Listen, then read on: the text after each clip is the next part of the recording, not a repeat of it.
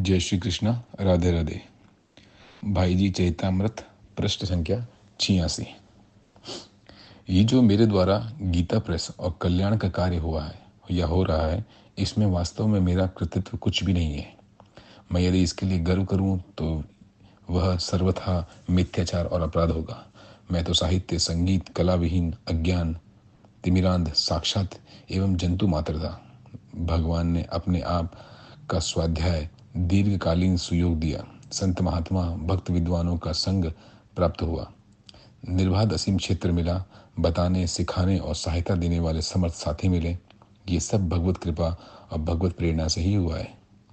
बिना किसी योजना के जिस प्रभु ने अपनी इच्छा से तुच्छ को विशाल किया, गीता प्रेस के कार्य को इतना बढ़ाया, उसकी चतुर्दिक प्रगति की, वे प्रभु जब तक इसे देखना और चलवाना चाहेंगे, तब तक किसी भी बाधा, विघ्न या साक्षात विध्वंस का भाव से भी इसका कुछ नहीं बिगाड़ पाएगा और ये चलता रहेगा। और जिस क्षण प्रभु इसे रखना नहीं चाहेंगे, उस दिन कोई भी शक्ति इसे बचा नहीं सकेगी। इस भगवत विश्वास के साथ सभी अधिकारी हैं और सभी को इससे लाभ उठाना चाहिए। गोरखपुर आने पर तो कल्याण के साथ देश भर के सभी प्रांतों में बहुत बड़े सामान्य साधु महात्माओं, आचार्यों, विद्वानों, लेखकों, विभिन्न धर्मों के मानने वाले महानुभव से मेरा संपर्क हो गया। प्रयाग के पंडित श्री गंगानाथ जी झा, श्री भूपेंद्र नाथ जी सान्याल, श्री रामदयाल जी मजुमदार, श्री मोतीलाल जी आदि से मेरा संपर्क हुआ। भारत के आदित्य विद्वान श्री गोपीनाथ जी कविराज की कृपा प्रीति तो उत्तरोत्तर बढ़ती गई।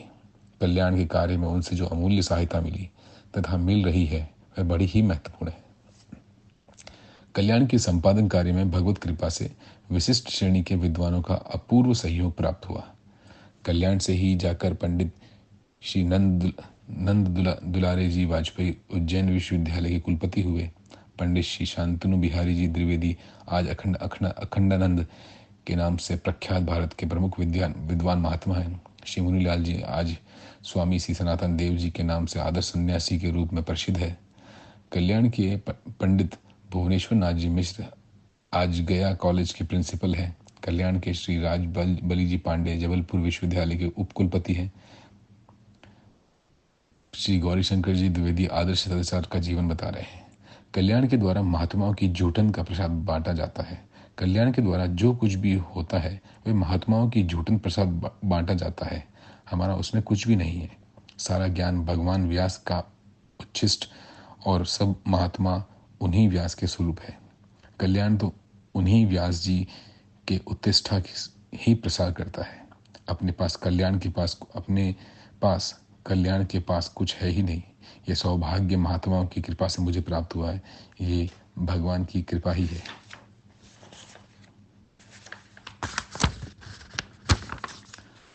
कल्याण की नीति के संबंध में भाई जी का निम्नलिखित पत्र ध्यान देने योग्य है। प्रिय महोदय, सप्रेम हरिस्मरण, आपका कृपा पात्र मिला, धन्यवाद। आप कल्याण को बराबर पढ़ते आ रहे हैं, ये बड़ी प्रसन्नता की बात है। कल्याण एक धार्मिक पत्र है। सनातन धर्म से संबंध रखने वाले प्रत्येक बात का प्रचार कल्याण द्वारा होता है। इसका प्रधान विषय अध्यात्म ही है। भक्ति, ज्ञान, वैराग्य, निष्काम, कर्मयोग, वर्णधर्म, आश्रम धर्म, सदाचार, सती धर्म, नारी धर्म आदि सभी विषयों पर कल्याण द्वारा प्रकाश डाला जाता है। हिंदू शास्त्रों में वेद, उपनिषद, पुराण, महाभारत, रामायण आदि ग्रंथों का बहुत उच्च स्थान है। इन्हीं ग्रंथों में हमारी संस्कृति का परम दिव्य उज्जवल स्वरूप चरित्र है। अतः इन्हीं के आधार पर कल्याण में अधिकांश विचार प्रकट किए जाते हैं।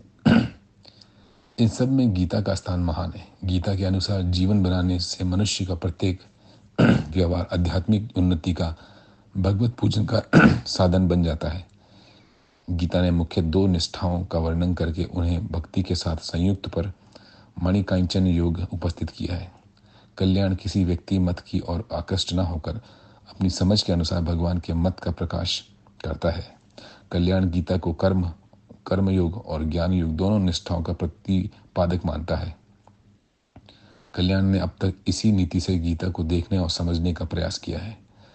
कल्याण किसी व्यक्ति या व्यक्तिगत सिद्धांत का प्रचारक न होकर निष्पक्ष शास्त्रीय सिद्धांत का ही प्रचार करना अपना ध्येय मानता है।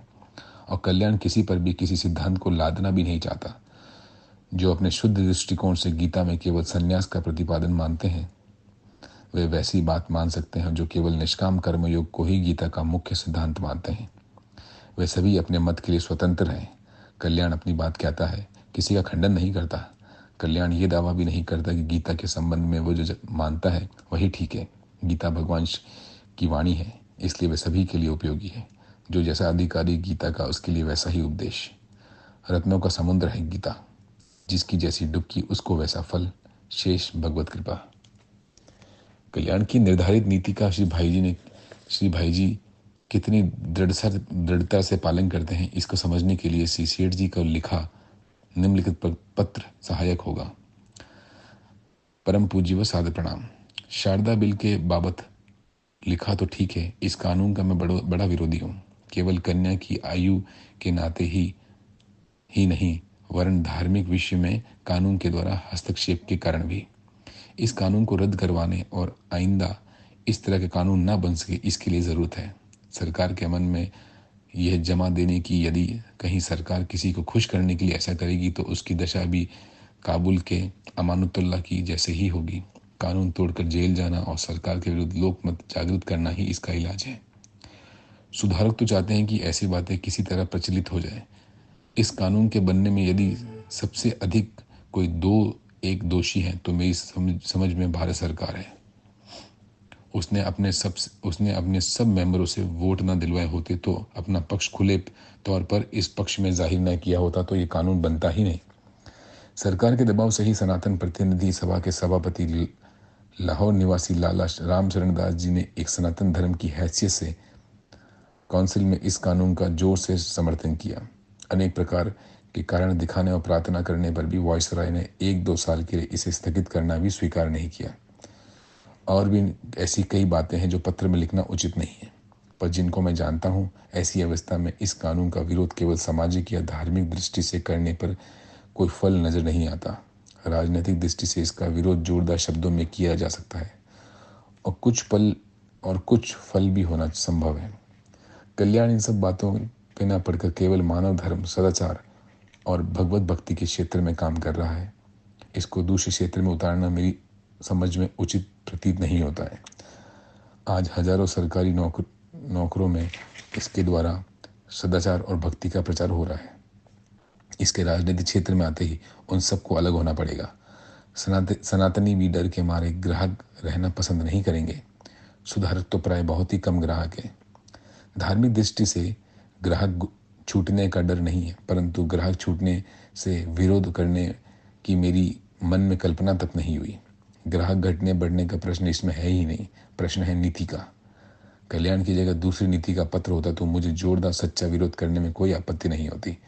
संभव है उसके फल से राजद्रोह का मामला चल सकता है। मैं तो इस राजतंत्र में से भारत और धर्म की हानि ही समझता हूँ, परंतु इस समय में एक आंदोलन से अलग हूँ। मेरी धारणा है कि ये परिवर्तन होते आए हैं, होते रहेंगे। लोगों में ईश्वर की भक्ति श्रद्धा बनी रहेगी तो उनका लोक परलोक सुधर सकता है। जिन अंग्रेजों में 18-21 साल की उम्र में कन्याओं का विवाह होता है, उनमें भी भगवत भक्ति से लोगों का उद्धार हो सकता है। कल्याण उसी क्षेत्र में कुछ काम कर रहा है। मेरी समझ में इसकी नीति से जगत मंगल में कार्य में कुछ सेवा हो रही है। विवाह, जाति पाति आदि के काम और आंदोलन मेरी समझ में इससे बहुत कम दर्जे के हैं। उसमें राग द्वेष और वैर विरोध की बहुत गुंजाइश है।